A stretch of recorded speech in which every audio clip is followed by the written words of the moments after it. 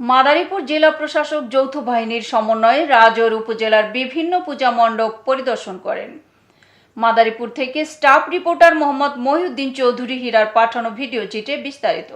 29 September রোজ শনিবার শারদীয় দুর্গাপূজার দ্বিতীয় দিন অর্থাৎ সপ্তমী দিবসে বিকেল 5:30 সময় রাজৌর উপজেলার টেকেরহাট আবাসিক এলাকার পূজা মণ্ডপ পরিদর্শনে এলে পূজা মণ্ডপ কমিটির পক্ষ থেকে ফুল দিয়ে শুভেচ্ছা দিয়ে বরণ করে নেয়। পরে পূজা কমিটির কর্মকর্তাদের সঙ্গে বিভিন্ন বিষয়ে আলোচনা করে।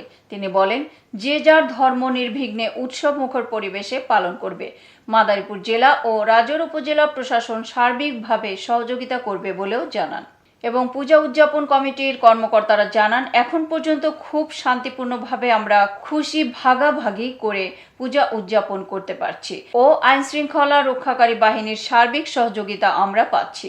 এ সময় মাদারীপুর জেলা প্রশাসক মোসাম্মদ ইয়াসমিন আক্তারের সফর সঙ্গী হিসেবে ছিলেন রাজৌর উপজেলা নির্বাহী অফিসার মোহাম্মদ মাহফুজুল হক, রাজৌর উপজেলা স্বাস্থ্য কর্মকর্তা ডাক্তার মোহাম্মদ শামীম আক্তার, রাজৌর থানার অফিসার ইনচার্জ মোহাম্মদ মাসুদ খান, রাজৌর পৌরসভার ইঞ্জিনিয়ার মোহাম্মদ কামরুজ্জামান, প্রকল্প বাস্তবায়ন কর্মকর্তা মোহাম্মদ মিরান হোসেন, সমাজ সেবা কর্মকর্তা মোহাম্মদ বাদশাহ ফয়সাল, উপজেলা প্রাথমিক শিক্ষা অফিসার গুলশান আরা, বাংলাদেশ সেনাবাহিনী ও র্যাব বাহিনীর কর্মকর্তা ও সদস্যবৃন্দ, বিআরডিবি কর্মকর্তা সাগর সাহা, যুব উন্নয়ন অধিদপ্তরের কর্মকর্তা মোহাম্মদ খায়রুল আলম, কেন্দ্রীয় পূজা উদযাপন ফ্রন্টের যুগ্ম সাধারণ সম্পাদক গৌরাঙ্গ বসু, মাদারীপুর জেলা ও পূজা উদযাপন ফ্রন্টের আহ্বায়ক বাবু জীবন বোস ও টেকেরহাট আবাসিক এলাকার পূজা উদযাপন কমিটির সকল নেতৃবৃন্দ।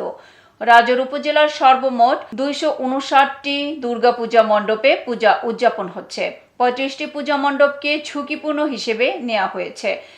কোনোরকম কোনো অপ্রীতিকর ঘটনা যাতে সংঘটিত না হয় তার জন্য আইনশৃঙ্খলা বাহিনী সদা সর্বদা প্রস্তুত রয়েছে। পরে কদমবাড়ি ইউনিয়নের সকল পূজা মণ্ডপ পরিদর্শন করে। এতক্ষণ সঙ্গে থাকার জন্য ধন্যবাদ।